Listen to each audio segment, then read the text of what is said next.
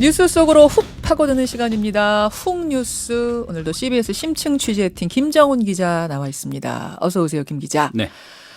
한일 관계가 지금 사실 파탄 상황인데 네. 관련된 이야기를 가지고 오셨어요? 네, 그렇습니다. 한일 관계가 지금 뭐 앞으로 해법도 잘 보이지 않은 처럼 막막한데요. 네.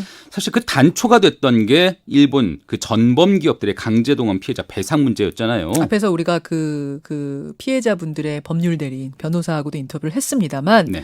사실은 그 피해자분들이 일본 법원에다가 손해배상 소송을 냈었어요. 근데 그게 받아들여지지 않았고 그 다음에 한국 법원에 소송을 낸 건데 우여곡절 끝에 그야말로 우여곡절 끝에 일본은 배상 책임 있다라는 대법원 판결 내려진 거죠. 그 우여곡절이 뭐냐면요. 우리 법원에서도 1심과 2심에서는 피해자들의 손을 들어주지 않았어요. 예. 그러다가 대법원이 원고 주장을 받아들이면서 파기환송했는데 그로부터 6년 반이 지난 지난해 10월에서야 그 전범 기업인 신일철주금이 피해자들에게 1억 원씩 배상하라 이렇게 최종 판결을 한 겁니다. 그렇게 시간을 오래 끈 이면에는 이제 알고 보니 양승태 전 대법원장 등등등이 연루된 사법농단이 있었다는 이게 우리 지금은 알고 있는 거잖아요. 그렇죠. 예, 박근혜 정부와 손잡고 재판을 마음대로 뒤엎으려 한 것인데요. 예. 그 사법농단의 한 축이었으면서도 이제 아무런 책임도 지지 않은 채 꼬리를 감춘 것도 있거든요. 그 사법농단 연루자들은 다 뭐 조사받고 지금 재판 중이고 그렇지 않아요? 예, 그 적폐를 샅샅이 훑었지만 아직까지 모습을 숨긴 곳이 있습니다. 사실 그 전범 기업을 변호했던 김앤장인데요. 오늘 훅뉴스 그중에서도 김앤장 그중에서도 핵심 역할을 했던 한 인물을 중심으로 한일 관계 파탄과 사법농단의 한 원인이 됐던 김앤장. 그러면서도 그 책임에서는 뒷짐진 김앤장의 문제를 짚어보려고 합니다. 대한민국의 숨겨진 권력기관이다 이렇게 부르기도 하잖아요. 네, 법률사무소 김앤장.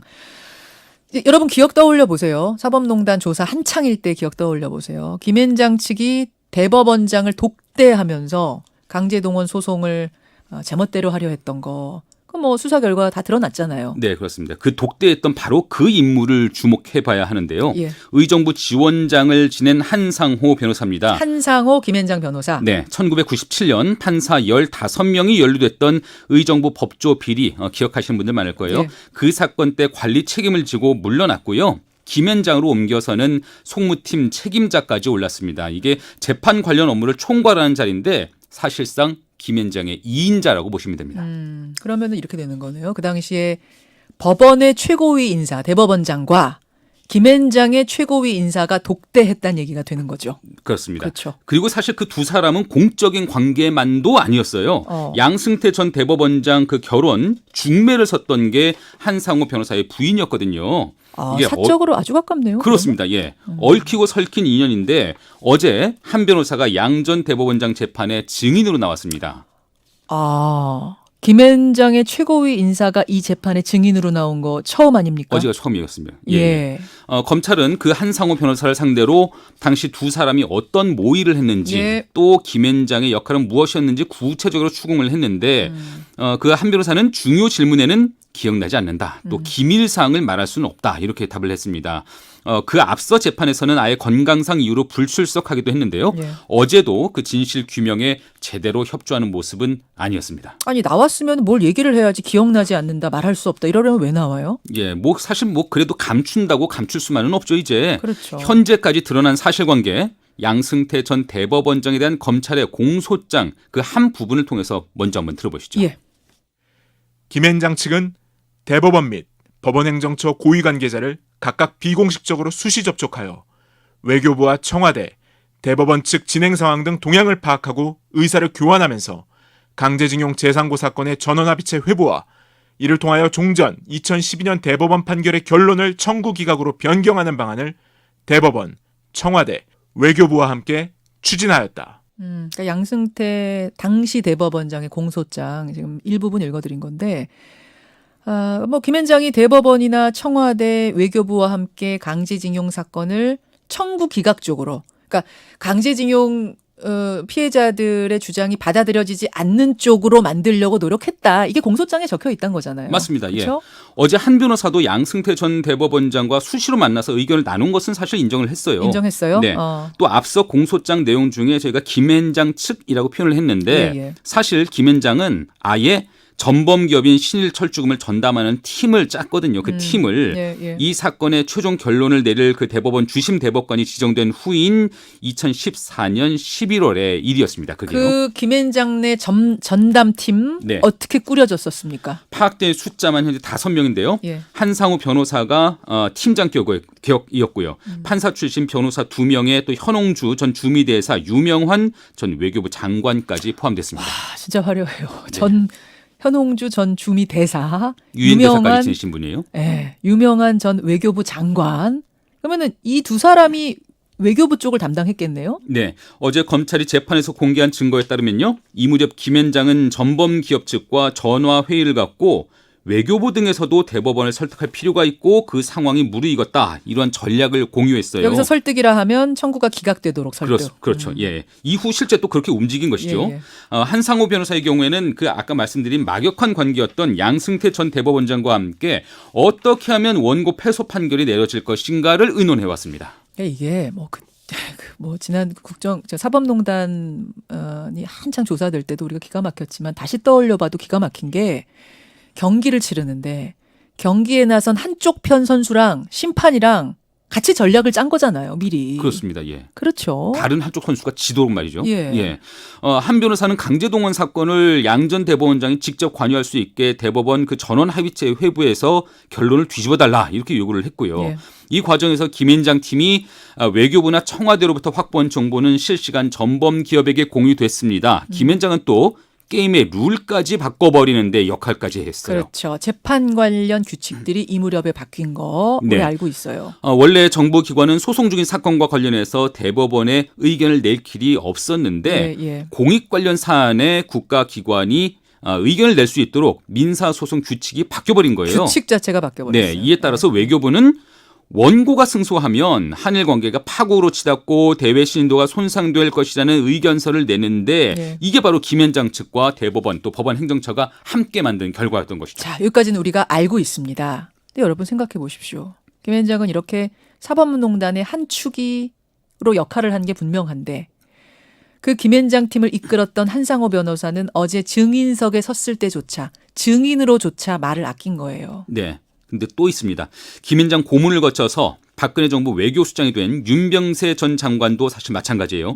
김앤장 시절에 강제동원 사건에 깊숙이 발을 담근 윤 전 장관은 2012년 처음 대법원이 파기환송 결정을 했을 때 그 예. 김앤장 안에 긴급 대책회의에 참석을 했습니다. 예. 이후 박근혜 정부 인수위원으로 들어간 뒤에는 무토 마사토시라고 전범기업 측 인사를 만나서 그 뜻을 청와대에 전달하기도 했고요.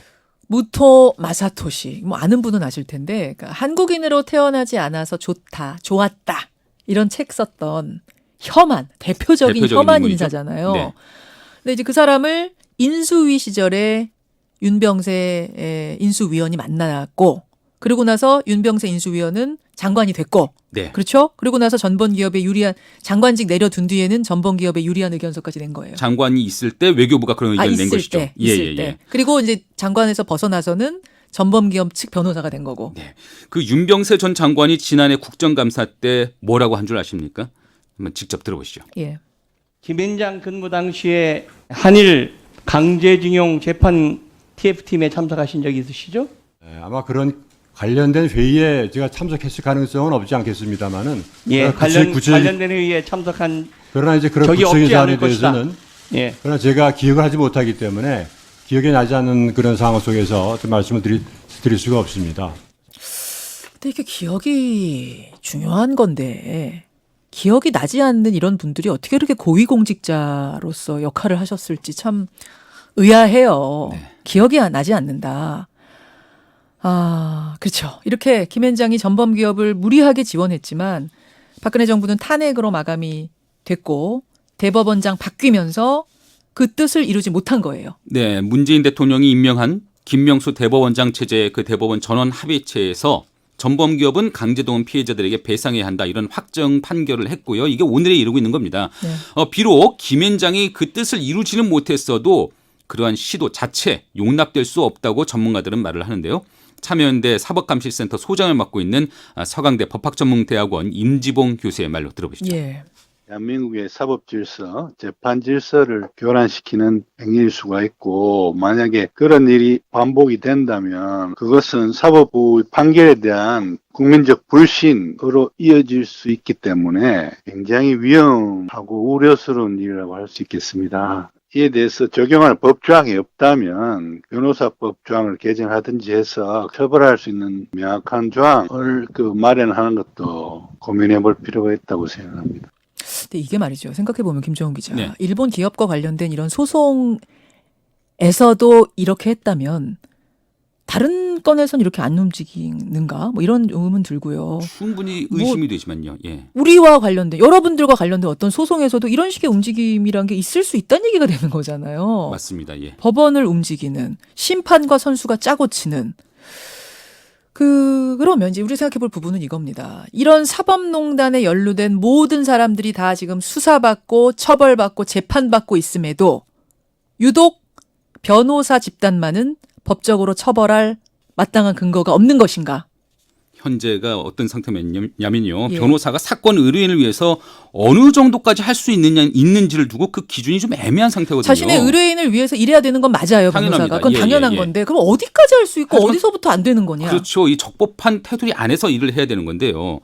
변호사법에는 변호사가 직무를 수행할 때 진실을 은폐하거나 거짓 진술을 해서는 안 된다. 또 품위를 손상하는 행위를 해서는 안 된다. 이런 조항들이 있긴 하지만 예, 이게 사실 예. 선언적인 그런 조항에 그치고 있는 실정입니다. 그러니까 김현장과 손잡고 이런 사법농단을 저질렀어도 공무원은 그러니까 판사들은 처벌될지라도 김현장 관계자는 아무도 책임지지 않는 맞습니다. 이런 상황이 된다는 거예요. 이러한 사각지대가 있으니까요. 예. 재판정 외에 또 뒤에서 사건을 풀어내려는 유혹이 없을 수가 없겠죠. 그렇죠. 특히 변호사뿐 아니라 각계 그 고위 공무원들을 적극 대거 영입하고 있는 김현장으로서는 더 그럴 겁니다. 여러분, 아니 왜 고위 공무원들이 옷 벗고 나면은 법률사무소로 가지? 왜 변호사도 아닌데요. 법무법인으로 가지? 네. 변호사도 아닌데? 이런 생각하실 텐데 바로 이런 거예요. 이런 거. 예.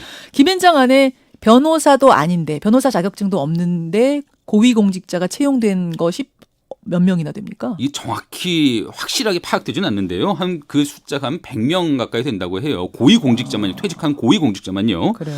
고문이라는 이름으로 특히 정부 각 부처 고위급 퇴직 공무원들을 영입해 왔는데 이런 점은 전범기업 소송을 김현장이 도맡다시피 하는 그 이유와도 무관하지는 않을 것 같아요. 이번에 신일철 주군 말고도 또 있었어요?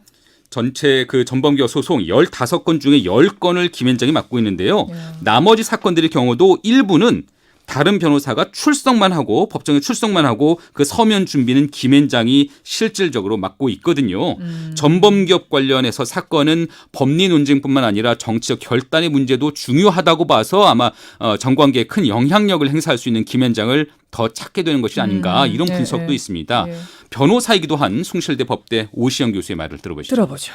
김현장 같은 경우에는 고위공직자들이 고문이라는 이름으로 지금 활동을 하고 있잖아요. 로비 창구로 이렇게 쓰거나 대기업 큰 사건들 유치하잖아요. 사실상 브로커 기능을 하는 거죠. 그래서 그런 경우가 김현장에는 유독 많습니다. 전직 총리부터 시작해갖고 뭐 법무부 장관이라든지 검찰총장이라든지 부장관이라든지 특히 공정거래위원회라든지 뭐 그분들이 받는 돈이 뭐 1, 2억이 아니에요. 몇십억씩 받아요. 그 돈이 공짜로 나오겠어요, 그게. 예. 그래서 어쨌든 간에 이런 불공정한 재판을 막기 위한 제도를 좀 갖출 필요가 그러네요. 있지 않나 네, 이런 좀 그러네요. 지적이 대두되고 있는 상황이에요. 예. 이게 뭐 변호사들 차원에서도 아마 이런 자정 노력들이 있을 텐데 말이죠.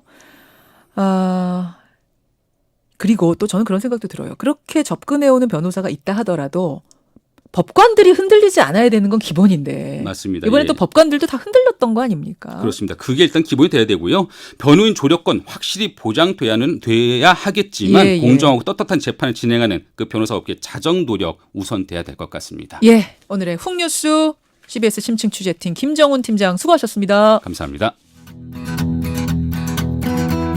김현정의 뉴스쇼는 청취자 여러분의 참여로 이루어집니다. 트위터, 페이스북, 레인보우 게시판, 그리고 단문 50원, 장문 100원의 유료 문자 샵 1212, 우물정 1212 통해 참여하실 수 있습니다. 김현정의 뉴스쇼, 여러분과 함께 만듭니다.